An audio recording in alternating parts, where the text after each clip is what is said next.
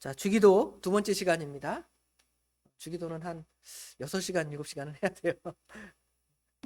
차근차근 지난주에 들었던 말씀과 이어서 오늘 상고할 말씀을 같이 또 나누어 보도록 하겠습니다.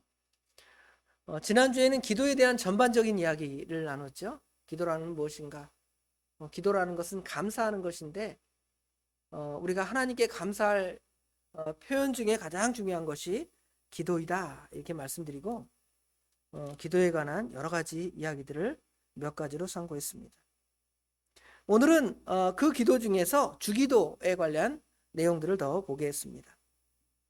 자, 주기도는 오늘 마태복음 6장에 산상보훈에 들어가 있지만 사실은 이 주기도를 왜 말씀하셨는가에 대한 배경은 누가복음 11장에 더 잘 드러나 있습니다. 누가복음 11장에 보면 주님께서 제자들에게 주기도를 가르쳐 주신 그 배경이 등장을 합니다.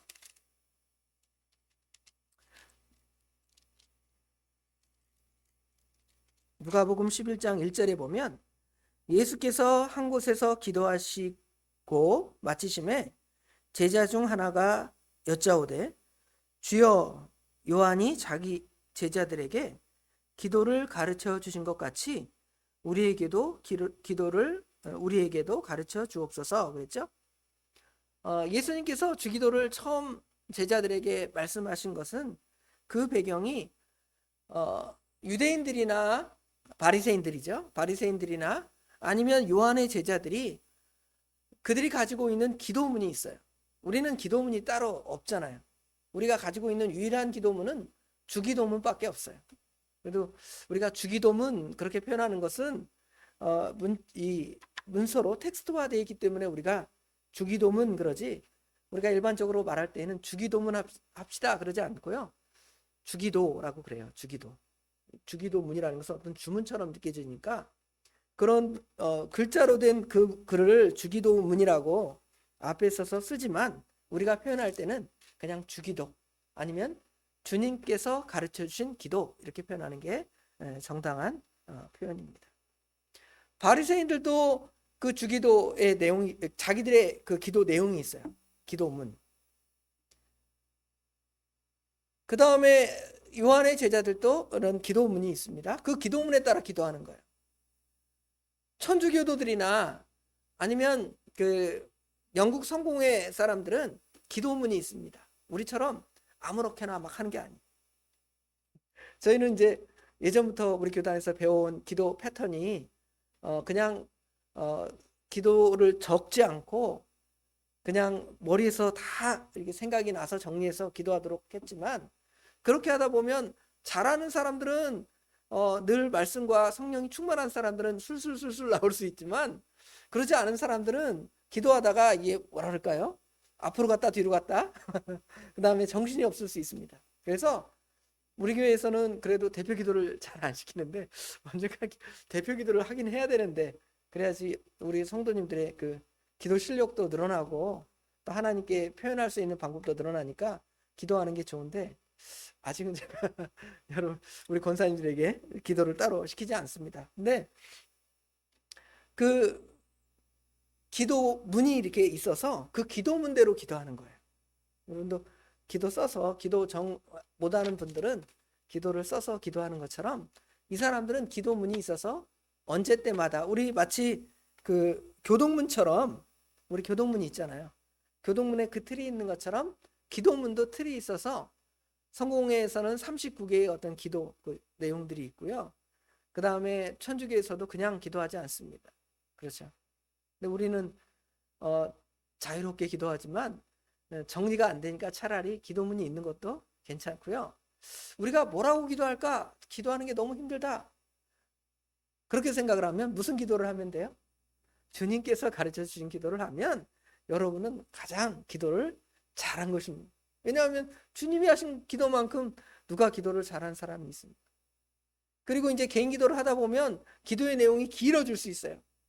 예전에 막 대표 기도를 시키면 한 5분, 10분 해가지고 예배 시간이 많이 지나갈 때가 있습니다. 그러나 그것도 우리가 좋은 내용이 들어가서 그렇게 5분, 10분 하면 괜찮지만 또 같은 말 또 하고 같은 말 또 하고 중언부언하는 것처럼 우리가 기도할 수도 있잖아요. 그러다 보니까 차라리 기도문을 써서 기도하는 것도 제 생각에는 괜찮은 방법이라고 생각이 듭니다. 그래서 이제 그런 기도문이 있던 것처럼 이들도 기도문이 있으니까 예수님, 우리도 기도 좀 가르쳐 주세요. 우리가 너무 기도를 못하지 않습니까?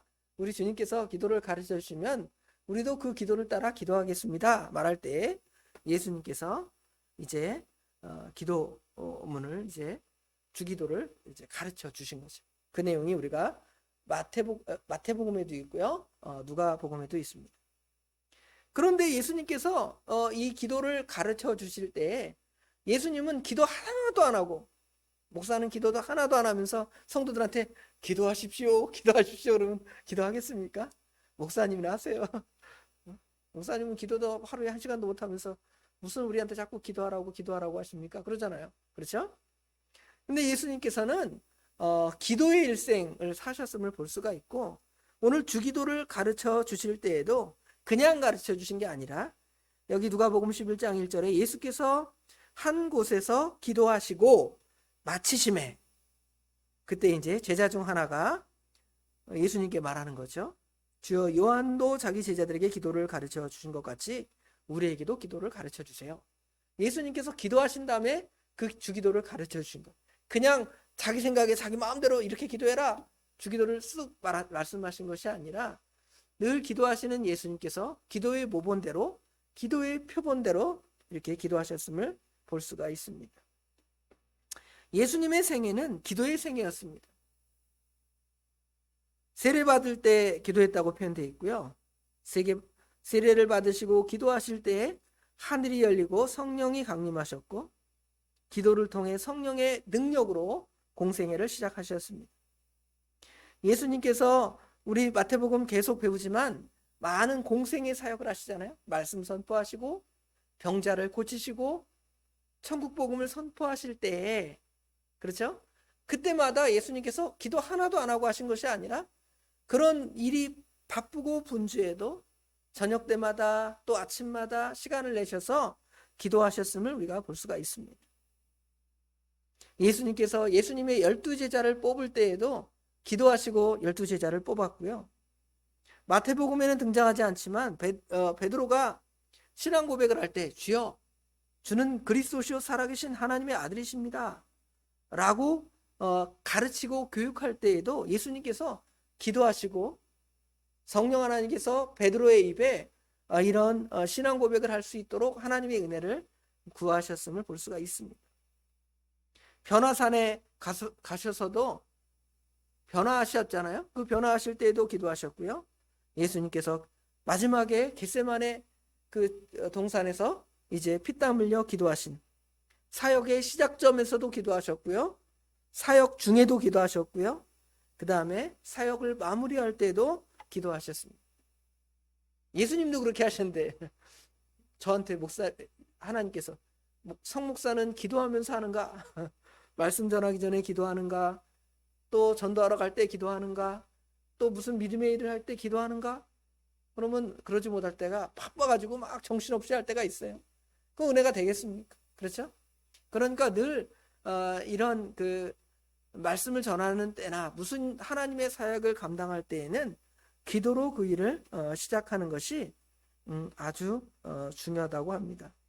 어제 그 교사 세미나를 갔는데 그 목사님께서 저 백파교회 목사님이셨는데 그 목사님께서 그러시더라고요.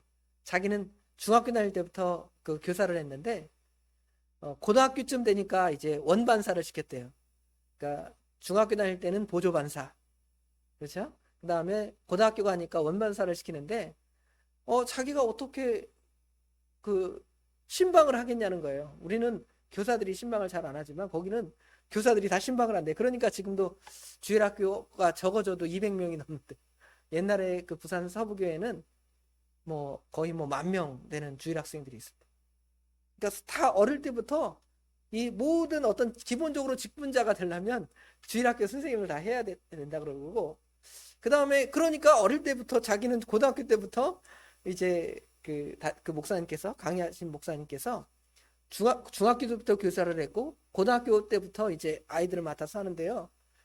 어떻게 내가 했는가 보면 자기들의 그 스승이었던 선생님이 있을 거 아니에요.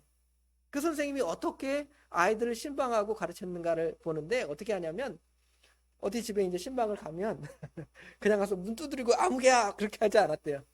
그 집 앞에 딱 가서 기도를 한대요. 한참 기도한 다음에 아무개야 두드리고 그렇죠? 그렇게 기도했다는 그 이야기를 듣고 야 우리가 참으로 기도가 많이 부족하고 어떤 부분에 있어서 기도로 모든 것을 시작하지 않는 연약함이 있구나 하는 생각이 들어요. 차 운전 시작할 때에도 기도하고 차에서 내릴 때에도 기도하고 이래야 되는데 그게 이제 습관이 더 돼야 될 것 같아요. 그게 참 좋은 습관이고 하나님의 일을 감당할 때 하나님의 능력으로 그 일을 감당했음을 볼 수가 있습니다. 그런데 이제 이 주기도문은 약간 달라요. 요한의 기도와 바리새인들의 기도, 이방인들의 기도의 그것들을 경계하면서 이거는 우리가 지난주에 다른 내용이죠. 바리새인들은 기도할 때 자기를 자랑하기 위해서 큰 회당 어귀에서 기도했죠. 자기의 잘하는 거, 자기를 드러내는 그러한 기도를 했다면 예수님의 가르치심은 은밀하게 기도하라고 말씀했고요. 이방인들은 정성을 들여 기도합니다. 여러분 치성을 드린다 그러잖아요. 집 뒤에다가 그 물을 정한수를 떼어놓고 얼마나 정성을 들여 기도합니까? 그렇죠? 그러나 참신앙의 대상자에게 기도하는 것이 아니고 또 그 신이 내가 이 기도하는 거 혹시 못 듣는 거 아니야? 그러니까 어떻게 할 수밖에 없어요? 계속 중언부언할 수밖에 없어요. 주문을 외우듯이 수리수리 마수리 하든지 뭐 아브라카다브라 하든지 있잖아 그런 거 있잖아요. 그런 거 계속 반복해서 뭐 주문을 외우는 거예요. 그렇죠? 그런데 우리 하나님은 그렇게 여러 번 해서 듣는 것이 아니라 우리 마음속에 주여 아버지 한마디만 우리가 진정으로 우리 마음에서 우리 하나님께 구한다면 하나님께서 그러기 전에 벌써 아셔서 우리의 기도를 들어주심을 알 수가 있습니다. 오늘 이제 이 배경적인 이야기를 잠깐 했다면 자, 첫 번째로 우리가 다룰 부분은 기도의 대상을 부르는 장면을 시작해 보겠습니다. 주기도 처음의 시작은 우리가 뭐라고 시작을 하냐면 하늘에 계신 우리 아버지여로 시작을 합니다. 우리는 오늘 배울 것은 하늘에 계신 우리 아버지를 좀 생각을 해보도록 하겠습니다. 우리가 이 하늘에 계신 우리 아버지여 그렇게 생각하면 이거는 단순히 기도의 대상을 부르는 정도의 개념으로 이해할 수 있습니다. 그러나 사실은 그것보다 더 깊은 의미가 그 안에 담겨져 있습니다. 먼저 우리가 하나님을 아버지라고 아빠라고 부르는 그것들이 이제 기도의 핵심이 되는 것이죠. 유대인들은 하나님을 아버지라고 가히 부르지 않았습니다. 구약에 하나님을 아버지라고 부른 표현이 없고요. 거의 신약에 들어와서 예수님이 부르시고 예수님께 속한 모든 사람들이 다 하나님을 아버지라고 부르고 우리는 당연히 기도할 때 하나님 아버지 감사합니다. 다른 거 길게 서술하지 않아도 그 정도의 서술만 해도 아주 깊은 의미가 그 안에 있습니다. 예수 그리스도의 십자가 부활을 통해서 우리가 죄가 사라짐으로 창조주 하나님과 예수님 관계가 아버지와 아들의 관계, 성부와 성자의 관계가 된 것처럼 우리 예수 믿는 사람도 예수님께 속해서 하나님을 가장 친밀하고 신뢰하는 그러한 관계로 아버지라고 부를 수 있는 아버지, 하나님 아버지. 굉장히 귀한 의미입니다. 어떤 사람들은 하나님이 아버지인지 어머니인지 모르잖아요. 하나님이 남자입니까? 여자입니까? 하나님은 성별이 없습니다. 남자, 여자는 사람들에게만 있는 것이고 암컷, 수컷, 짐승들에게만 있는 것이지 하나님은 남성도 아니고 여성도 아니에요. 그렇죠? 그런데 우리가 그러면 하나님 아버지라고 불러야 됩니까? 하나님 어머니라고 불러야 되겠습니까? 그러니까 하나님 어머니라는 이단이 있잖아요. 그렇죠? 하나님 아버지든 하나님 어머니든 그게 중요한 것이 아니라 부르는 것 자체는 왜 우리가 그렇게 부르냐면 예수님께서 그렇게 부르셨으니까 우리가 하나님을 아버지로 부르는 거예요. 근데 하나님 어머니라고 부르는 이상한 단체는 그거는 사실은 약간 천주교적인 이단적 요소도 어느 정도 포함되어 있어요. 천주교에서 이거 성모 마리아를 하는 것처럼 성모라는 개념도 그냥 그 마리아를 존경하고 예수님의 어머니를 잉태한 복된 사람이라고 이해하면 우리가 그 뭐 이단적인 요소는 아닙니다. 그러나 그 마리아를 성모, 그러니까 원래는 성부, 성자, 성령 3이잖아요. 근데 성모라고 붙이고 그다음에 성모라고 붙이니까 사람들 중에 뛰어난 사람도 성인, 뭐 성 어거스틴, 뭐 성 또 누가 있을까요? 발렌타인, 그렇죠? 그다음에 성 니콜라스, 성 니콜라스는 누구냐면 산타클로스. 산타클로스도 앞에 성자를 붙인 거예요. 산타라는 말이 원래 그 라틴어나 스페인어 계통에 거룩하다는 말이거든요. 앞에 성, 거룩할 그렇게 붙이는 거예요. 그런데 사실은 그 성자는 하나님께만 붙이는 거예요. 아버지, 성부 하나님, 성자 예수님, 성령 하나님. 물론 우리가 뭐 성구, 성전 그렇게 붙이기도 하지만 어떤 인격적인 존재에 성을 붙이는 것은 성경적인 표현은 아니에요. 성지순례 이런 것도 거룩한 땅이 따로 어디 있습니까? 하나님이 계시면 다 거룩한 곳이고 하나님과 교통하는 그 장소가 집이든 학교이든 교회이든 직장이든 우리가 하나님과 교통하면 거기는 성지가 거룩한 곳이 되는 거죠. 근데 구약 시대에는 하나님을 만나는 특별한 장소가 있었기 때문에 구약적 관점에서는 뭐 성지다 그런 개념도 쓰기도 하지만 우리가 신약 시대에 사는 모든 사람들은 특별한 장소가 있는 게 아니에요. 성지가 있는 게 아니에요.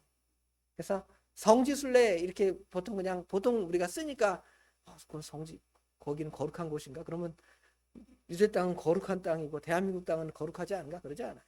그렇죠? 하나님의 백성이 있는 곳은 그 어디나 성지가 되고 하나님의 은혜가 있는 땅이라는 걸 알아야 돼요. 그런데 이제 그 하나님 성모에다가 그렇게 붙이잖아요. 그렇죠? 근데 아버지라는 그것은 갑자기 성모로 넘어갔다가 또 그 얘기가 나오는데 아버지라는 것은 그만큼 우리가 가장 친밀하고 가까운 사람을 드러내는 거예요. 아버지 어머니는 굉장히 가까운 거잖아요. 누가 제일 가깝습니까? 우리 사람들에게 자기 어머니 아버지만큼 가까운 사람이 있습니까? 남편이 가깝다고 하지만 우리 세상 노래에도 님에다가 점 하나만 찍으면 남 되고 그렇잖아요. 그래서 남에서 점 하나 찍으면 님 된다고 하는데 뭐 부부의 관계는 그렇잖아요. 아주 친밀하지만 틀어지면 아무도 아닌 관계가 되는 것. 그런데 아들과 딸, 아버지와 어머니의 관계는 어때요? 이건 뭐 호적파 그래도 호적이 파질 수 있는 게 아니고 아주 친밀한 관계죠. 하나님과의 관계가 그렇다는 거예요. 왜 그렇게 됐냐면 예수 그리스도의 대속을 통해서 우리가 예수님을 구주로 믿는 사람들은 하나님과 우리의 관계가 아버지와 아들과의 관계가 아주 친밀한 관계가 되었다는 걸 하늘에 계신 우리 아버지여를 통하여 우리가 이해할 수가 있습니다. 그런데 하늘에 계신 나의 아버지여 여러분 그런 사람 있어요? 하늘에 계신 나의 아버지여. 물론 예수님이 나의 아버지라고 할 수 있고요. 여러분이 다른 사람 아니고 나 개인적으로 어디 가서 나의 아버지여 그렇게 기도해도 이상한 표현은 아닙니다. 그런데 이 기도는 아마 이 대표적인 기도고 우리가 뭐라 그럴까요? 이 통성기도나 통성기도가 아니라 대표기도나 공적인 기도를 할 때에는 나의 아버지여로 하지 않고 누구의 아버지라 그래요? 우리 아버지요. 물론 우리말 자체가 뭐 우리 엄마, 우리 아빠 그러지 내 아빠, 내 엄마 그러는 사람은 없어요. 우리 아이들이 가끔 어릴 때 아빠를 내 아빠, 내 엄마 그렇게 표현할 때가 있었는데 이 한국적인 정서는 다 우리 아빠, 우리 엄마, 우리 집 그러죠? 그렇죠? 그 정서가 이 성경 안에 아주 잘 드러나 있어요. 그렇죠? 우리라는 표현은 그러면 여기서 그냥 우리 한국적 정서의 그런 우리가 아니라 이 아버지는 우리 택한 모든 백성들의 아버지가 되는 거예요. 그렇죠? 내 것만 아니에요. 우리 아이들은 아버지 엄마를 자기 혼자만 차지하기를 원하잖아요. 그렇죠? 나만 사랑받아주고 다른 형제는 덜 사랑해줘도 괜찮다. 그렇게 생각하는 게 굉장히 이기적이잖아요. 그런데 우리 하나님은 우리 아버지가 되셔서 내 아버지일 뿐만 아니라 하나님의 택한 모든 사람들의 아버지가 되신다. 교회의 아버지가 되시는 거예요. 그렇죠? 그런 것들을 보여줘서 교회 안에 있는 그 연대의식 그런 것들을 보여주죠. 서로 관계가 있는 관계가 없는 게 아니에요. 우리 느헤미야가 기도할 때 하늘에 계신 그 하나님께 기도할 때 무슨 기도를 하냐면 우리가 범죄했습니다 그렇게 기도를 해요. 그런데 느헤미야는 자기가 범죄한 것이 아니라 자기 조상들이 범죄해서 이스라엘 백성들이 바벨론 포로로 잡혀왔단 말이에요. 그러면 하나님 아버지, 우리 아버지의 잘못으로, 우리 어머니의 잘못으로 우리가 여기 왔습니다. 하나님 용서해 주세요. 그렇게 기도한 것이 아니라 기도할 때 우리가 잘못했습니다 그러는 거예요. 그렇죠? 이 공동체 의식이 다 있는 거예요. 우리가 우리 죄로 그렇게 표현하는 이유도 마찬가지예요. 아담이 죄를 졌지만 나는 상관없습니다. 나는 거룩합니다. 그것이 아니라 우리가 다 아담 안에 속해 있고 하나님의 택한 백성들은 다 교회 안에 있기 때문에 그 사람들은 하나님께 기도할 때 우리 아버지, 우리 교회 그렇게 다 표현하는 것이 지극히 성경적이고 진리적인 표현이라는 것을 예수님께서 먼저 가르쳐 주십니다. 하늘에 계신 우리 아버지. 그 다음에 하늘에 계시다는 말은 뭘까요? 하늘에 계시다. 왜 굳이 거기다 하늘에 계신 이렇게 표현했을까요?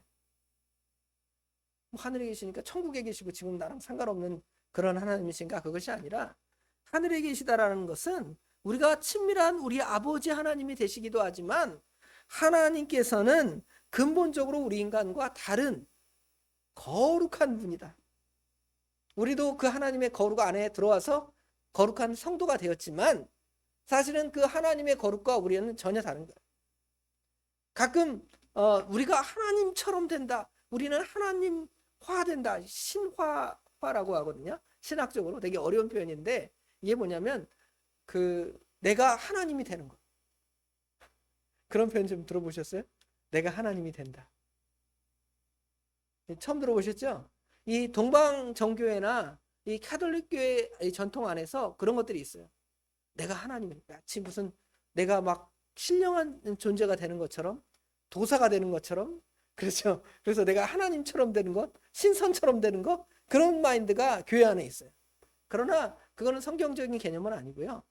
우리가 하나님의 자녀로서 하나님을 닮아가고 하나님과 비슷해지는 삶을 살아가지만 우리와 하나님은 근본적으로 어떤 존재예요? 하나님은 창조주 하나님이시고 우리 인간은 그분의 피조물이다. 이게 기본 베이직이에요.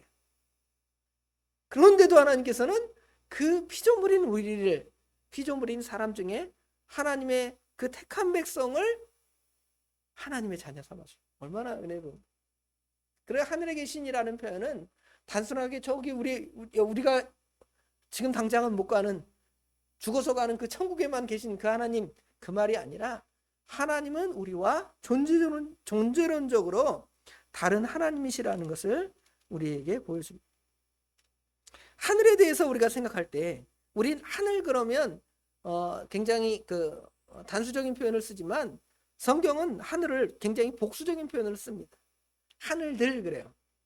예를 들어 히브리어에 이제 하늘을 샤마임 그러는데 샤마임은 복수의 형태예요.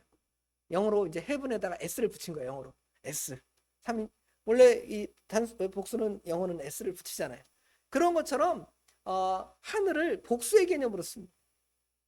물론 여기는 이 하늘에 계신 우리 아버지 할 때는 단수를 쓰지만 유대인들의 관념에서 하늘은 이 복수형으로 돼 있어요. 왜 그랬냐면 그들은 하늘을 3층 천으로 생각을 했거든요. 첫 번째 하늘은 그냥 이 새가 다니는 그 하늘. 그 다음에 두 번째 하늘은 마귀가 이 지배하는 그 공중. 그 다음에 마지막으로는 하나님의 거룩한 처소인 셋째 하늘. 이게 이제 유대인의 관념이라면 우리 신자도 이러한 개념에서 볼 때는 조금 다르게 생각을 하죠. 이 우주 안에 우리 대기 안에서 우리가 생존할 수 있는 그 안의 하늘과 그 다음에 이 우주의 두 번째, 그렇죠? 우주 안에 있는 그 모든 공간 하늘. 그 다음에 우리 하나님은 그 우주를 초월하셔 계시는 그 하늘. 세 번째 하늘. 우리가 첫 번째 하늘에서 두 번째 하늘 갈 때는 상당히 오랜 시간이 걸려요. 우주선을 타고 몇만 광년을 막 날아가야 거기에 겨우 도달할 수 있는 게 은하수 어디 안드로메다 이런 거예요. 그런데 하나님이 계시는 그 하늘은 단번에도 갈 수 있습니다. 어떻게 단번에 갈까요? 죽으면 단번에 갔잖아요. 그렇죠? 하나님이 계신 우리 예수님이 계신 곳은 단번에 가는. 아마 이 우리가 이것을 뭐 과학적으로 증명하든지 뭐 물리적으로 증명하기는 어렵습니다. 그러나 성경은 예수님께서는 친히 그렇게 말씀하셨기 때문에 우리는 이런 물리적인 하늘이 아니라 그것을 초월한 하나님이 계신 하늘이 있다고 믿고 우리가 죽으면 그 하늘에 간다라는 것을 우리가 믿게 되는 겁니다. 그런데 이 하늘이라는 표현 자체는 또 어떤 개념들을 또 포함하고 있냐면 하나님이라는 개념도 포함하고 있어요. 유대인들이 뭐라 그랬냐면 하늘나라 그렇게 표현해. 하늘나라. 천국은 마치 천국은 하늘나라라고 그랬죠. 왜 천국이라고 표현했냐면 하나님의 이름을 감히 못 부르기 때문에 그래요. 여러분도 아버지 어머니 이름 함부로 잘 안 부르잖아요. 아버지 어머니의 조남이라 그래서 누구한테 쉽게 뭐 아무개 뭐 이렇게 부르지 않잖아요. 그렇죠? 높여 부르는 것처럼 우리 하나님의 이름을 유대인들은 쉽게 부르지 않기 때문에 그냥 하나님 나라 그래야 되는데 그렇지 않고 뭐라고 표현해요? 하나님이 계신 천국, 자 하늘나라, 천국 이렇게 표현하는 것입니다.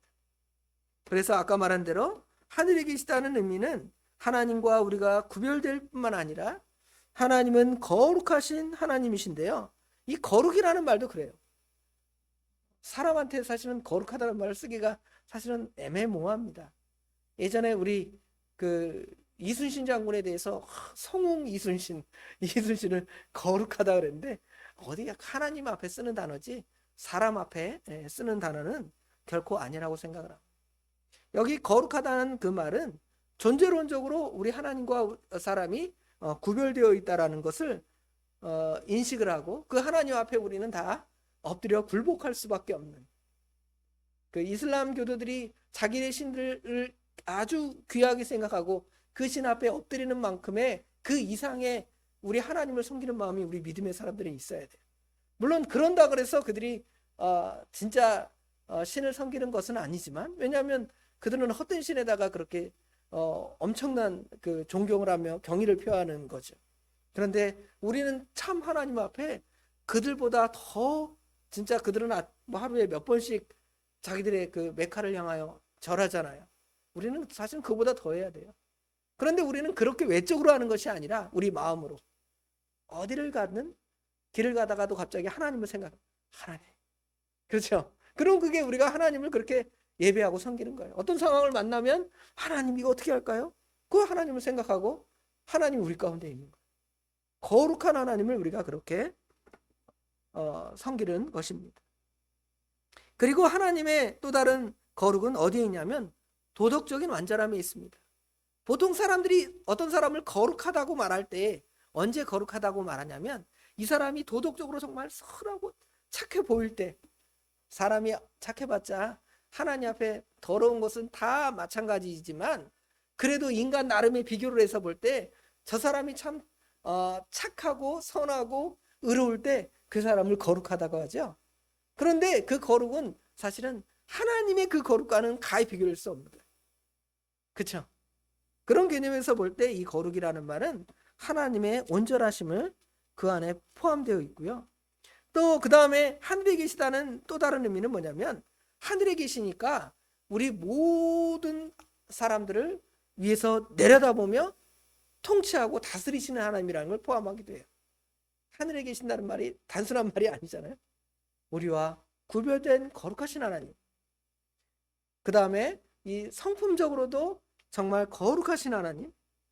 그 다음에 그 위에 하늘에 계시니까 모든 사람들을 다스리고 통치하고 지배하고 주장하시는 하나님. 심지어 어떤 사람들도 통치하고 주장하냐면 택함을 받지 않은 자도 통치하고 주관해. 우리 창세기 새벽마다 배우는데 하나님께서 성경책에다가 아브라함의 족보나 이삭의 족보나 야곱의 족보만 성경에 기록해 놓은 것이 아니라 거기에 또 누구의 족보도 있냐면 이스마엘의 족보도 있고요, 에서의 족보도 있고요, 타락한 가인의 족보도 있습니다. 왜 그렇게 거기다 써놨을까요? 하나님께서 그 모든 악한 자들도 또 믿지 않는 자들도 하나님이 주관하시고 주장하시고 통치하신다라는 것을 보여주기 위해서 창세기가 그냥 어떤 사람들처럼 우화 또는 무슨 뭐라 그럴까요? 전설, 전승 그런 개념으로 이 말씀을 받는 것이 아니라 무슨 전설책에 자기들의 족보를 적어놨겠어요? 예를 들어 그리스 신화에 족보책이 있습니까? 물론 뭐 누구의 아들은 누구고 뭐 헤라와 누구 뭐 제우스의 아들이 누구고 막 그런 얘기는 있기는 하지만 성경책처럼 아브라함은 이삭을 낳고 이삭은 야곱을 낳고 야곱은 유다하고 연기를 낳고 그렇게 적어놓지 않잖아요. 그렇죠? 그걸 적어놓는 것은 하나님이 실제로 역사 가운데 계시고 그 모든 것들을 주관하신다. 심지어 어떤 사람들도요, 하나님을 모르고 지금 마음대로 성공하고 잘 산다고 생각하는 사람들도 사실은 하나님이 허락하시니까 징기스칸과 같이 알렉산더와 같이 세상을 정복할 수가 있는, 하나님이 죽이면 하다가 그거 못하는 거예요. 하나님이 허락하여서 그렇게 하는 겁니다. 그런 하나님을 우리가 바로 알고 우리는 하늘에 계신 우리 아버지여 이렇게 기도하고 하나님께 부르짖는 것입니다. 과연 우리는 그렇게 기도하는데 여기서 우리에게 적용되는 포인트가 있어야 될 거 아니에요. 그렇죠? 우리 하나님을 어떻게 생각하는가? 하나님을 우리 아버지라고 생각한다면 여러분 아버지에게 모든 걸 구하면 줄 거 아니에요. 물론 오염된 아버지의 상이 있습니다. 과거에 오염된 아버지의 상, 술만 먹고 와서 행패 부리는 아버지 그렇죠? 또 자녀들을 학대하는 아버지가 있을 수 있습니다.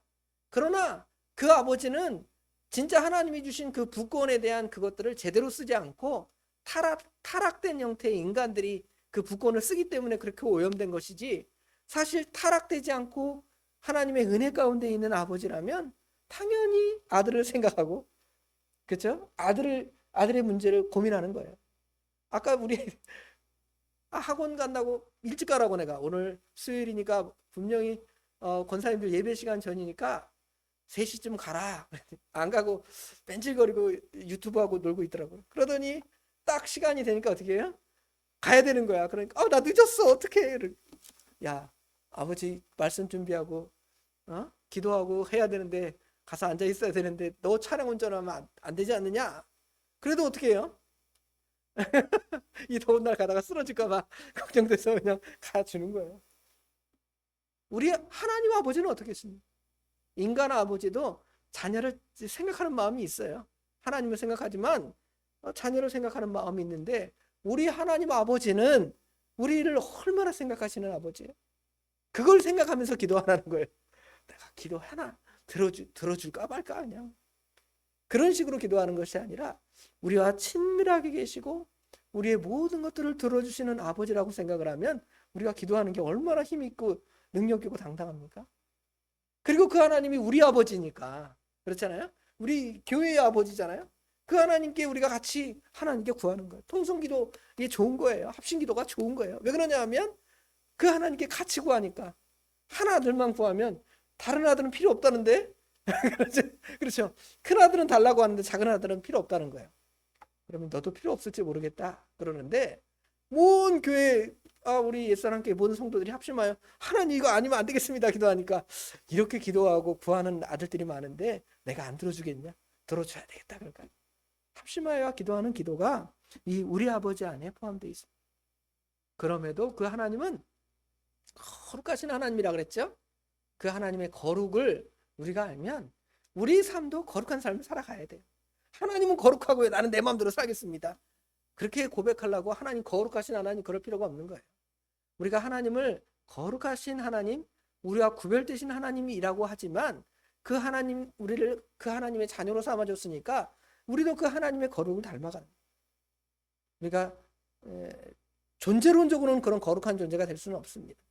물론 우리가 부활하면 신령한 몸이 되어서 우리 하나님과 같은 존재가 될 수 있겠죠. 그때는, 그렇죠? 신령한 몸이 되니까. 그러나 그러기 전에 모든 인간은 다 그 하나님 앞에 볼 때 다 구별된 연약한 존재잖아요. 그럼에도 하나님께서는 그런 거 아닌 하나님의 그 선하신 성품, 거룩, 진리, 사랑, 의, 그렇죠? 이런 것들을 닮아가기를 원하시잖아요. 그 하나님 우리가 원하니까 그대로 살아가는 거예요. 여러 가지 이 주기도 하늘에 계신 우리 아버지 안에는 이런 귀한 의미가 있는 거예요. 근데 그냥 하늘에 계신 우리 아버지요 그러면 그냥 얼마나 빨라요. 그러면서도 여러분 기도할 때 아까 말한 여러 그것들이 머릿속에 쫙 다 있어요. 기도하면 얼마나 기도가 힘있고 능력이 있어요. 하나님을 그만큼 알아가고 성경을 그만큼 알면 알수록 그 기도든 뭐든 아주 힘이 있는 거예요. 파워풀한 거예요. 성경을 모르면 그 기도든 뭐든 힘이 없고 연약합니다. 그렇죠? 그래서 오늘 특별히 하늘에 계신 우리 아버지의 의미를 좀 생각을 해보고 이대로 우리의 기도와 우리의 삶을 살아가는 저와 우리 예수사랑교회 모든 성도님들이 되시길 주님의 이름으로 축원합니다. 기도하겠습니다. 하늘에 계신 우리 아버지여 라고 우리가 기도하고 구하지만 정말 우리가 그 믿음을 따라 구합니까? 하나님을 아버지라고 말하면서도 우리의 문제들을 다 우리 아버지에게 내놓지 못하고 끙끙 앓고 그냥 남의 아버지처럼 생각을 하고 우리 하나님을 우리 아버지로 진정으로 믿지 아니하는 저희들에게 오늘 말씀을 통하여 그 하나님이 우리 아버지라고 말씀하시며 내 아버지라고 우리에게 가르쳐 주신 것 감사합니다.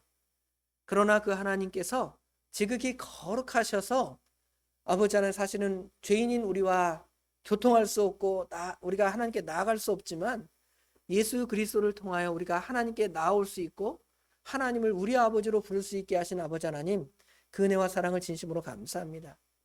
그러나 하나님께서 그 거룩하심을 내가 이제 너희같이 연약해졌으니까 너희들 마음대로 살아라 그것이 아니라 내가 거룩하니 너희도 거룩하라고 하신 말씀처럼 우리의 삶도 그렇게 거룩하고 참되고 의롭고 사랑스럽고 참으로 진실된 사람들이 되어지기를 원합니다.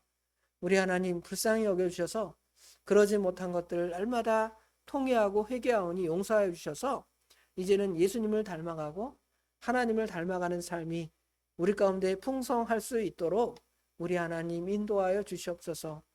오늘 또 저희들을 이 예배 자리로 불러줄 뿐만 아니라 특별히 우리 권사님들 힘들고 어렵지만 아버지 하나님 봉사의 자리로 불러서 성실하게 주님의 일에 봉사하게 하신 거 감사합니다. 우리 하나님께서 모든 것으로 채워주시되 부족함이 없도록 은혜를 더하여 주실 뿐만 아니라 특별히 우리 권사님들의 건강을 지켜주시옵소서. 건강해야 무슨 일도 하고 무슨 일도 하고 무슨 일도 하겠습니다.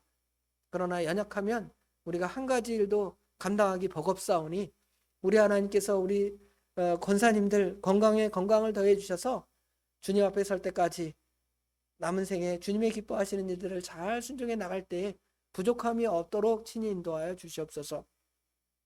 돌아가는 발걸음과 모든 것들을 주님께서 친히 주관하여 주실 줄 믿사오며 예수님의 이름으로 간절히 기도드리옵나이다. 아멘.